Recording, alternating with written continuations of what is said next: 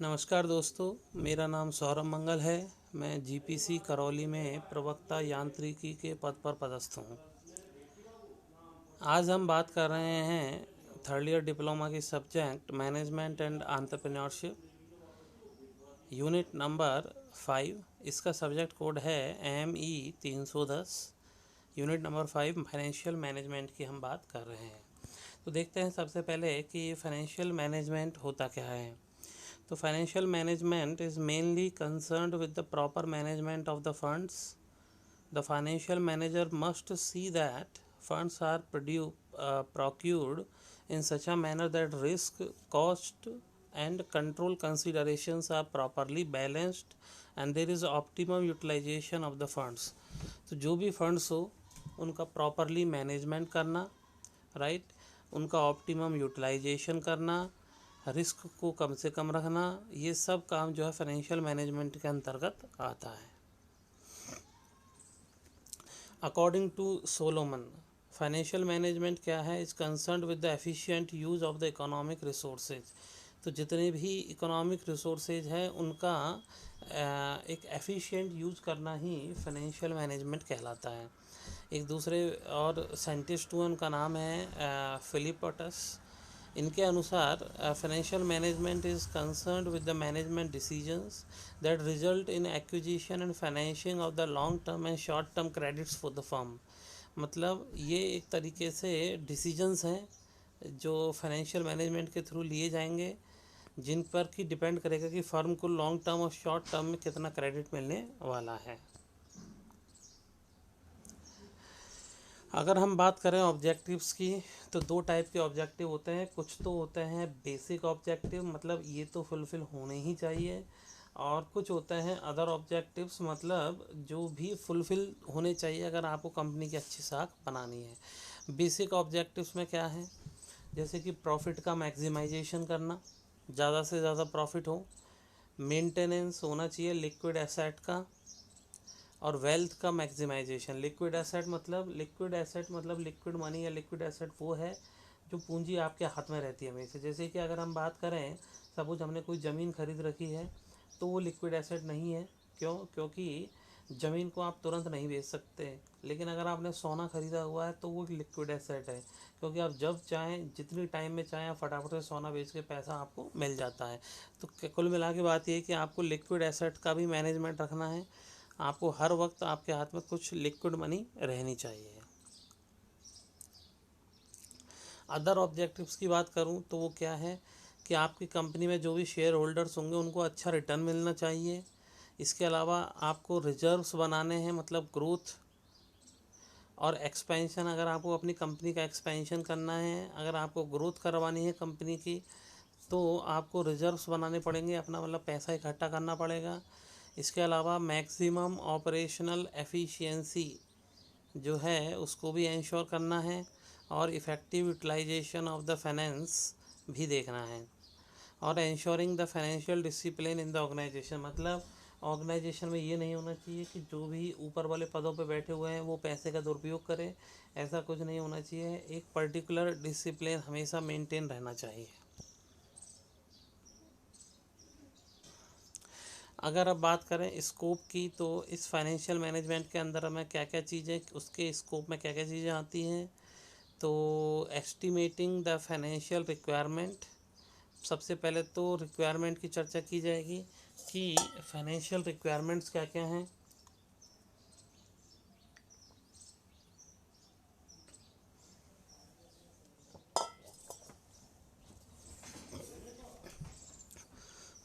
उसके बाद में डिसाइडिंग कैपिटल स्ट्रक्चर,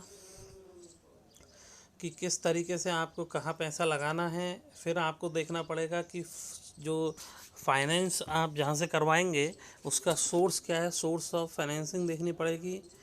फिर selecting a pattern of investment, एक पर्टिकुलर जो भी आप, जहाँ पर भी आप कंपनी का इन्वेस्टमेंट करेंगे, कंपनी के पैसे का, वो आपको एक पर्टिकुलर देखना पड़ेगा, उसका सेलेक्ट करना पड़ेगा।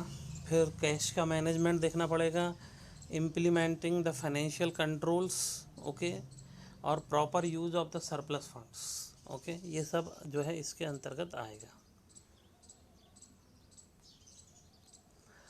अगर नीड की बात करी जाए, नीड ऑफ फाइनेंशियल मैनेजमेंट या फिर फाइनेंशियल डिसीजंस जो है उनकी नीड क्या क्या रहेगी। तो पहली बात तो फाइनेंशियल डिसीजंस लेना कि किस तरीके से आप फाइनेंस करवाओगे अपनी कंपनी को, मतलब आप बैंक से लोन कितना लोगे या शेयर होल्डर से कितना पैसा लगवाओगे। दूसरा इन्वेस्टमेंट डिसीजंस कि आप कहाँ कहाँ पर उस पैसे का इन्वेस्टमेंट करोगे जो भी आपको पैसा मिलेगा। और तीसरा डिविडेंड डिसीजंस, मतलब जो भी शेयर होल्डर्स है उनको ईयरली जो डिविडेंड होगा वो आप कितना डिविडेंड दोगे। डिविडेंड डिपेंड होता है, अगर कंपनी को प्रॉफिट होता है तो आप दे सकते हैं, नहीं होता है तो नहीं दे सकते हैं आप यूजुअली। लेकिन अगर डिविडेंड नहीं देते हैं कंपनियों को तो इससे कंपनियों की साख में थोड़ी कमी आती है। अगर हम बात करें सोर्सेज ऑफ फाइनेंस की तो आप देख सकते हैं कि काफ़ी सारे सोर्सेज हैं, जैसे कि आप शेयर कैपिटल मतलब शेयर्स के थ्रू पैसे की मतलब पैसा इकट्ठा कर सकते हो, या sources of long term finance आप उठा सकते हो, पब्लिक डिपॉजिट्स देख सकते हो, लीज फाइनेंसिंग ले सकते हो, savings from the non residents. तो इस तरीके से आप कई सारे तरीके हैं जहाँ से कि आपको फाइनेंस मिल सकता है। अगर मैं इसमें सबसे पहले बात करूँ शेयर कैपिटल की, तो देखिए किस तरीके से होता है। तो लॉन्ग टर्म फंड्स, जो लंबे टाइम के लिए जो फंड्स होते हैं वो इकट्ठे किए जा सकते हैं according to the section 86 of the companies act 1956। एक कंपनी एक्ट बना हुआ है 1956, उसके अंतर्गत हम जो है मतलब फंड्स को रेज कर सकते हैं। तो a company can issue only 2 type of shares, इनको preference shares and equity shares भी बोला जाता है। चलिए बात करते हैं सबसे पहले इक्विटी शेयर्स की। तो देखिए इक्विटी शेयर होल्डर्स जो होते हैं वो एक तरीके से आप बोल सकते हैं कि रियल ऑनर्स होते हैं बिजनेस के। इक्विटी शेयर्स मतलब आपने अपने नॉर्मल में भी देखा होगा या फिर आपके फादर वगैरह इसी करते होंगे शेयर मार्केटिंग। तो इसमें क्या करते हैं कि कंपनीज़ कोई भी जैसे बड़ी कंपनीज होती है वो अपने लेटर से कि उनकी टोटल वैल्यू है उस कंपनी की 100 करोड़ रुपए। तो लेटर से कि वो जो है एक एक हज़ार रुपये के शेयर इशू कर रही है। तो वो एक एक हज़ार रुपये के जो है 100,000 10,000 शेयर इश्यूज कर देगी। एक अगर कंपनी की वैल्यूएशन 1 करोड़ रुपए की तो वो एक एक हज़ार रुपये के 10,000 शेयर इशू कर देगी। फिर आप उन शेयर्स को जो है ख़रीद लेते हैं। तो एक तरीके से जब आप उन शेयर्स को खरीद लेते हैं तो आप कंपनी में एक छोटी सी भागीदारी अपनी तय कर लेते हैं, राइट। तो इसलिए जो इक्विटी शेयर होल्डर्स हैं उनको रियल ओनर्स बोला गया है बिजनेस में। They have a control over the working of the company. Okay, equity shares are paid dividend after the preference shares. मैंने आपको बताया था कि ये अपने जो भी प्रॉफिट होता है उसमें से पर शेयर होल्डर पर शेयर कुछ न कुछ डिविडेंड पे आउट करते हैं। Equity capital is paid after meeting all other claims. They do not have a right to get a fixed percentage of the dividends. The dividend is dependent upon the amount of the profits available. When there is no profit, they do not get any dividend. ये भी मैंने आपको बताया था कि जब profit नहीं होता है तो कोई भी डिविडेंड नहीं मिलता है, लेकिन जब डिविडेंड नहीं दिया जाता है तो इससे कंपनी की साख में गिरावट आती है। अगर बात करी जाए इक्विटी शेयर्स के फ़ायदों की तो वो ये है कि company need not have the forced obligation to pay the dividend to the equity shareholder. Dividend देने के लिए उत्तरदायी नहीं है, फोर्स नहीं है वो इस चीज़ के लिए। आप कोर्ट में नहीं जा सकते कि फ़ला कंपनी जो है मेरे को डिविडेंड पे नहीं कर रही है। इसके अलावा equity share is a permanent source of funds which facilitate flexibility in the usage of the funds. Okay, the obligation to repay the equity capital arises only at the time of liquidation of the company. The shareholders can participate in the management of the company through voting rights, and equity shares can be issued without creating any charge over the asset. तो ये सब जो है equity shares के फ़ायदे हैं। अगर बात करी जाए डीमेरिट्स की तो डीमेरिट आप देखिए equity shares always associated with the expectation of the investors and it is practically difficult task to fulfil the expectations of the investor.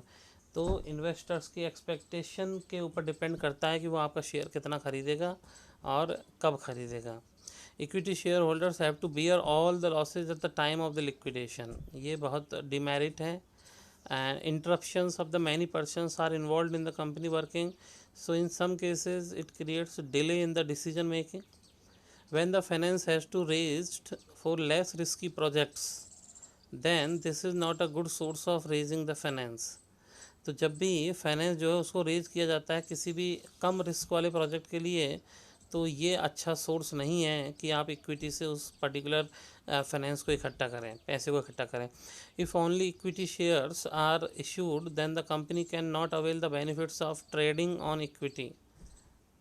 सिर्फ अगर आपने पूरा पैसा अपना इक्विटी से उठाया हुआ है, इक्विटी शेयर मार्केट से, तो आपको कई बेनिफिट्स है कंपनी को जो कि नहीं मिलते हैं। Investors who have a desire to invest in safe और fixed returns have no attraction of such shares. तो जैसा कि हम जानते हैं कि अपने इंडिया देश में भी बहुत कम लोग हैं जो कि शेयर मार्केट करते हैं। क्यों? क्योंकि यहाँ पर रिस्क रहता है और हमारे यहाँ पर ज़्यादातर सेफ़ इन्वेस्टमेंट जैसे कि एफडी, पीपीएफ वगैरह को प्रेफरेंस दी जाती है। धन्यवाद।